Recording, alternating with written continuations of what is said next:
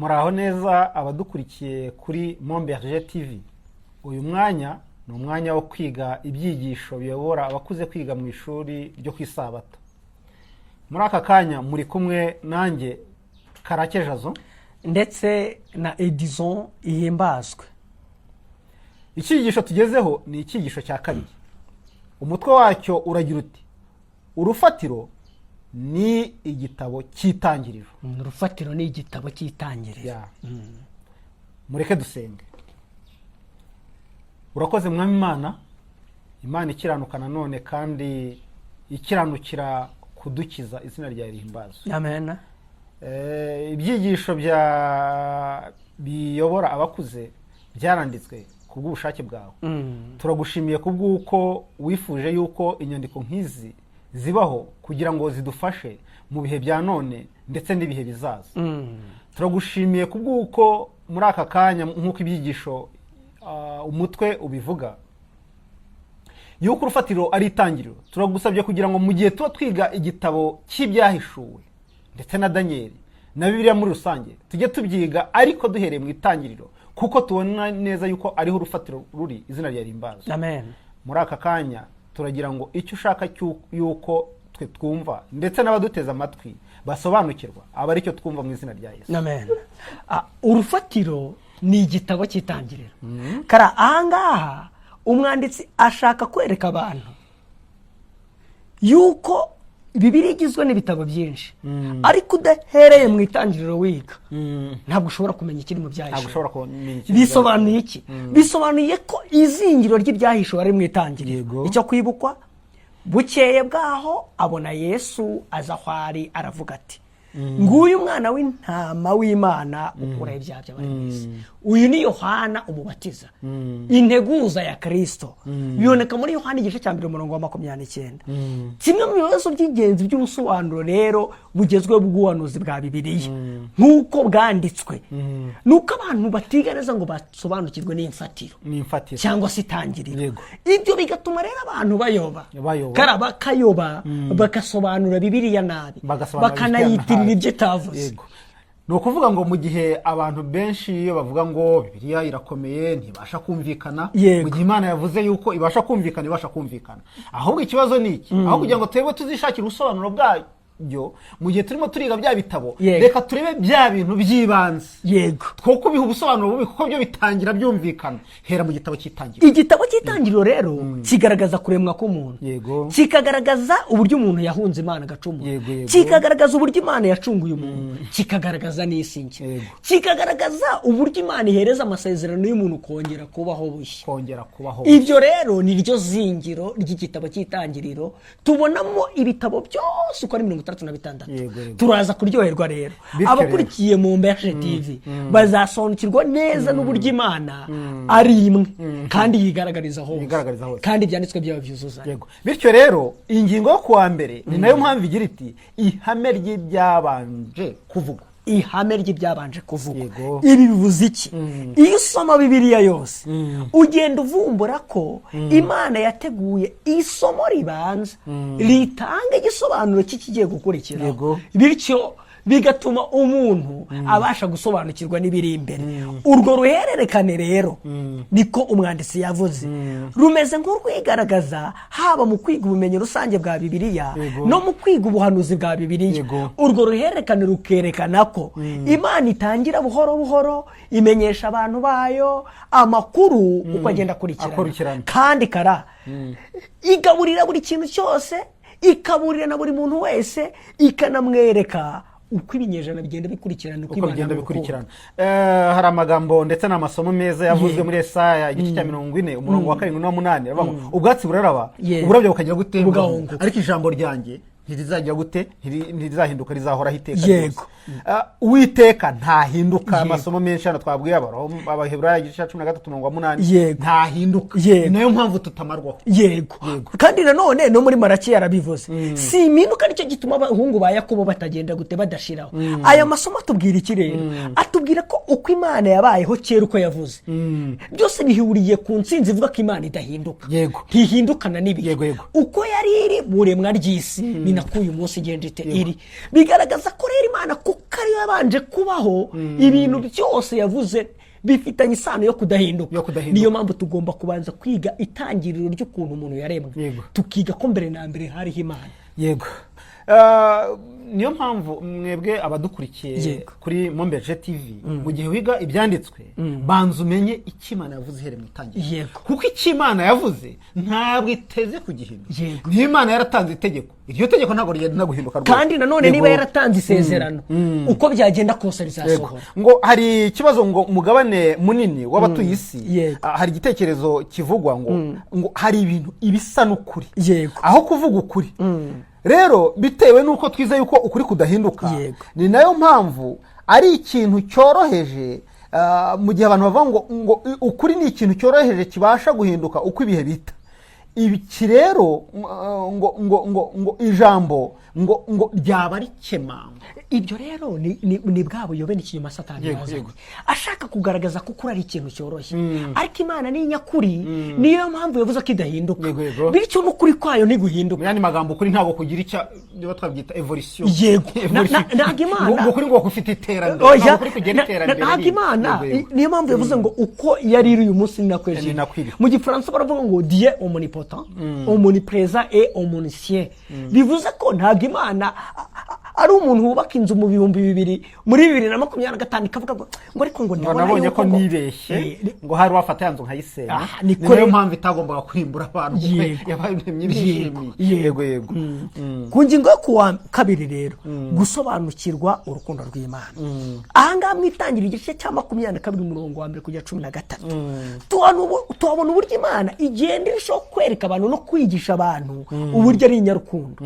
Katanga ka mbere Imana yaremye umuntu, kandi umuntu ifitanye isano nayo, ariko yashatse kwigisha abantu ikurikije kuri Aburahamu mu gice cya 22. Yego, Aburahamu yaratoranyijwe nk'uko twabibonye mu cyigisho cyabanjirije iki ngiki, atoranwa kuzaba sekuruza w'amahanga, ariko aza guhabwa ikigeragezo cyari gikomeye cyane. Aravuga ngo umwana umwe rukumbi yari afite witwaga Isaka. Harya siwe mwana wenyine yari afite kuri Sara, umwana w'isezerano, kandi agomba guturukaho n'amahanga yose nk'urubyaro rwubaha Imana. Yego, abadukurikira rero bazabonamo muri iki cyigisho ukuntu yahawe ikigeragezo cyo kujya gutamba umwana we. Yego, ibyo rero uraza kudufasha uduhe iyo shusho ngari icyo yari ishatse kuvuga mu gitabo cy'ibyahishuwe ndetse no mu butumwa bwiza. Ahangaha yategetswe kujya gutamba umuhungu we w'imfura Isaka. Yego, aho ni ishusho yagutse igaragaza urukundo Imana ikunda abantu, aribyo ugiye kutubwira. Yego. Ubundi ni ibintu bimeze nk'igisongo gitewe ku mutima. Ufite umwana umwe ni ikinege. Imana yamaze kukubwira yuko urubyaro rwose ugomba kwitega mu mateka yawe ari we ugiye kugira gute, ari ugiye kwitega. Ariko kabwirwa ngo jyana umwana ukunda w'ikinege ujye kumuntambira ku musozi yakubwira. Byari biteye ubwoba. Noneho afata uwo mwana Aburahamu nkuko yumviraga Imana, nta nubwo yigeze abwira umugore ikigiye kuba. Yaravuga ati mwana wanjye narakwibyara. Urumva nawe umugore ufite umwana umwe w'ikinege Sara ntabwo byari gukunda. Afata umwana rero muri icyo gitondo, muri urwo ruturuturu ndetse muri iyo mbeho, afata umwana amushyira ku ngamiya, amukoreza inkwi n'ibiki byose bikenewe by'igitambo. Yari afite buri kimwe cyose gikenewe kugira ngo abashe gutamba. Arangira afata umwana agira gute, aramutwara ajya kumutamba. Ahangaha rero impamvu twavugaga yuko urufatiro ari igitabo cy'itangiriro, tubona ko mu itangiriro igice cya 22 Imana igaragaza ishusho ya Aburahamu ajya gutanga umwana we. Iyi ni ishusho dusanga mu butumwa bwiza bwa Yesu, ubwo Imana yemeraga kwijishura umwana wayikunda.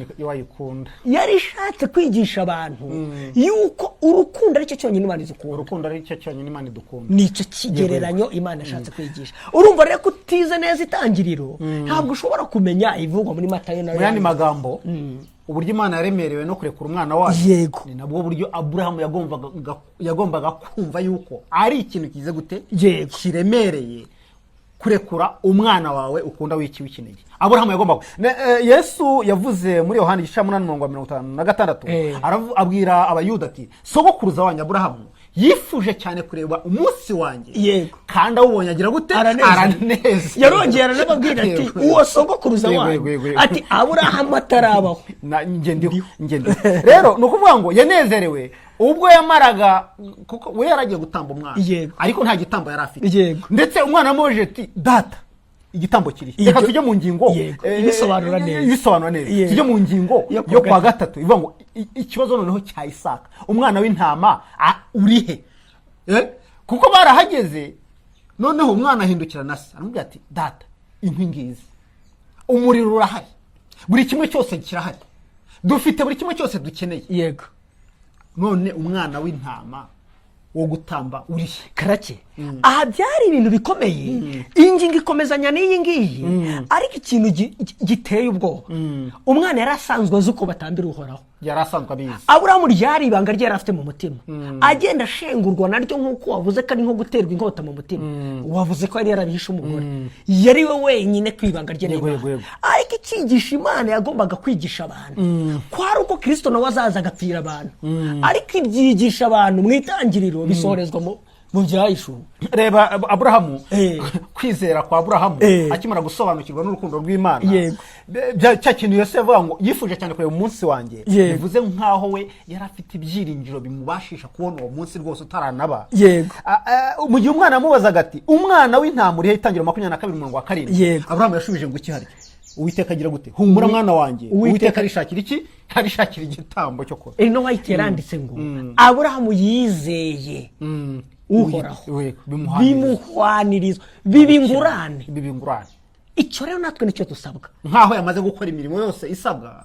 kugira ngo yitwe umukirano yego iyi ngingo rero isoza itubwira ko iyo uhuje izo ngingo zombi zo gutanga umwana kwa Aburahamu no kwijisha umwana w'ikinege wa Kristo w'Imana ari we Kristo Kristo yari ikinege na Isaka yari ikinege Imana rero yigishije abantu mu itangiriro ariko ko twavuze ko ijambo ry'Imana ari rimwe ikomeza igenda ibigishiriza no mu byahishwe no mu butumwa bwiza bivuze ngo utize igitabo cy'itangiriro ntabwo ushobora gusobanukirwa neza uburyo Imana ifitanye isano yimbitse n'umuntu igihe Aburahamu rero yafataga umwanzuro avuga ati noneho igihe kirageze cyo gutamba kuko noneho barahageze abwira umwana ati rero mwana wanjye ibintu birahindutse umukino urahindutse ubu ngubu noneho niwe Uwiteka yashimye kuba igitambo umwana arishima cyane yumva ni ibintu bigize gute bitangaje bishimishije mbese Uwiteka yakwemera igitambo cyanjye data dore reka nkufashe kuzirika iki aravuga ati namboha kuko ndi umusore ntaza kukurwanya urumva ko Aburahamu rero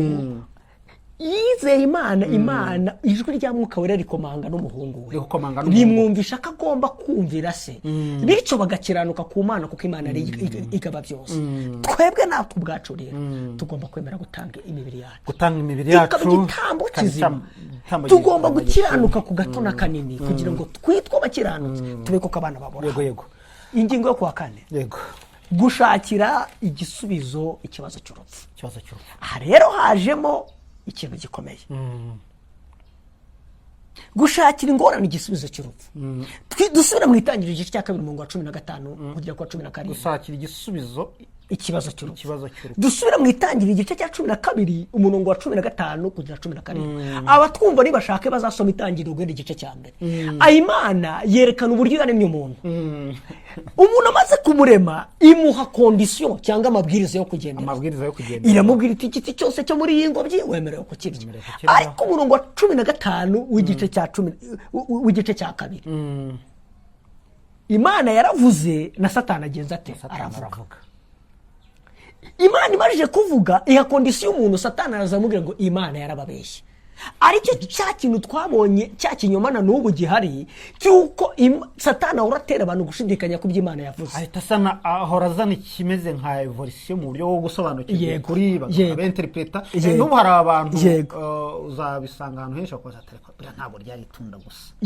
gishobora kuba cyari ikindi kintu Imana yavugaga juste nicyo kintu abantu badasobanukirwa niko buhendanye bwa Satani twebwe tubyita vino ya Babuloni mu buhanuzi bivuze ko buri gihe atera abantu gushidikanya ku by'Imana yavuze Imana iravuga nawe akagenza ate akavuga aha rero gushakira igisubizo ikibazo cy'urupfu ahangaha Kayini twabonye ko yahise yica Abeli. Abeli aba ari we mukiranutsi wa mbere upfuye. Aha babihuza n'uburyo ntibari bane harya burya. Yari Adamu, yarikaye umugore n'abana bakuru n'umuto. Imfura n'ubuheta. Abantu abayisha umwe isabireba. Iki rero ngo gushakira ikibazo igisubizo cy'urupfu muri Yohana igice cya 11:25-26. Adamu rero bakimara gucumura mu gice cya 3:14 Imana yabahaye isezerano ko bazacungurwa ngo nzashyira urwango hagati yawe n'uyu mugore. Ibereka umusaraba ko bazacungurwa. Kristo abishimangira neza mu gice cya 11 cya Yohana avuga ngo ningiye kuzuka n'ubugingo. Unyizera naho yabarapfuye azabaho. Ariko kandi ukiriho wizera ibyo ntabwo azapfa byiteka ryose. Ariko yarongera bishimangira mu byahishuye igice cya 18 avuga ngo nduhoraho icyakora ne narapfuye ariko none ngiye nzane ntoraho iteka ryose. Yohana 3:16 avuga ngo iki? Kuko Imana yakunze abari mu isi cyane byatumye itanga umwana wawe w'ikinege kugira ngo umwizera wese atarimbuka ahubwo ahabwe ubugingo buhoraho. Niyo mpamvu nanone muri Yohana igice cya 11:25-26 Yesu avuga nige kuzuka n'ubugingo unyizera kabone nubwo yaba yarapfuye. Ariko mfite ubushobozi bwo kugeza gute? None wasoza utubwira ko igisubizo cy'urupfu ari iki? Haba twumva igisubizo cy'urupfu reka wenda mvuge mu mwanya wabo kuko wenda batabasha kugira, ariko muri comment nkagerageza kutugaragariza ibyumviro byanyu ndetse n'ibyo mutekereza. Yesu Kristo nk'uko ariyo bigaragaje ko ariyo gisubizo cy'urupfu kandi akaba yarabagaragaje mu gihe yapfaga ubwo yazukaga. Yesu Kristo niwe gisubizo cy'urupfu. Icyo twakora no kumwizera. Ingingo yo kwa 5 inzoka rero tubwirwa inzoka igaragara bwa mbere mu itangiriro yagaragaye yoshya nde? Yego. Imana iravuga Satani ayihanga. Yego. Izanira isi yose umuruhu biciye mu gushuka Eva. Yego. Ariko kandi tunongera tubona yuko mu byahishuwe Satani nawe agereranywa nk'ikiyoka. Yego. Ikiyoka kiyobya bari mu isi. Uwo ni wa Satani umwe wigira ikiyoka. Mu gice cya 12 cy'Yeshu umuntu wa kera bavuga iyo niyo yanzoka ya kera yitwa umwanzi na Satani. Bahita batugarura mu itanya mu gice cya 2 cya 3. Ariko wumvisha uburyo insanganyamatsiko zose z'igitabo cy'itangiro ibire yose ikubiye hariya. Wasoza utubwira ibintu byo kwiga no kuzirikana. Reka tureba ku bindi byo kwiga no kuzirikanwa. Mudufashe neza mwebwe abaduteze amatwi rwose mushyire ibitekerezo byanyu muri komenti. Hano hari amagambo yavuze bamwe mu bakozi bakiri bato cyangwa n'abizera bashobora gutekereza ku butumwa bw'amateka y'igihe cyose. Bamwe batekereza yuko bagombaga gufatanya imiruho n'abatangiye umurimo kandi bari barateguriwe kuyoborana ubwenge. Bari bamaze kurambirwa ukuri kwagendaga gusubirwamo. Akavuga ati ariko se ibintu twabwiye kuwa mbere nibyo twagize nibyo duhora tugarukamo. Ariko ijambo ry'Imana ntabwo rikwiye gushidikanywa. Ibyo twize bwa mbere ni nabwo byo tugaruka tubwirwa, ahubwo tugomba kugaruka tubyiga neza turushaho kubisobanukirwa aho kugira ngo tubishakire ubundi busobanuro. Murakoze. Reka Imana rero idufashe kandi ibashishe n'abatwumva kuzamenya ko igitambo kimwe ari Kristo watambwe rimwe gusa kugira ngo isi yose ibone amahoro. Aricyo gisubizo cy'urupfu. Reka dusenge. Urakoze uhoraho kuko wadushakiye intsinzi y'urupfu. Ubwo umuntu yari amaze kwifutukuza akigira nabi akakuvaho akajya kuri Satani, ntabwo wamuretse. Wamushakiye intsinzi y'uko gucumura ari we Yesu Kristo. Dufashe tumutuze muri twebwe atuyobore adukoreremo he kuba ari twe ahubwo bari ugaragara muri twe mu izina rya Yesu.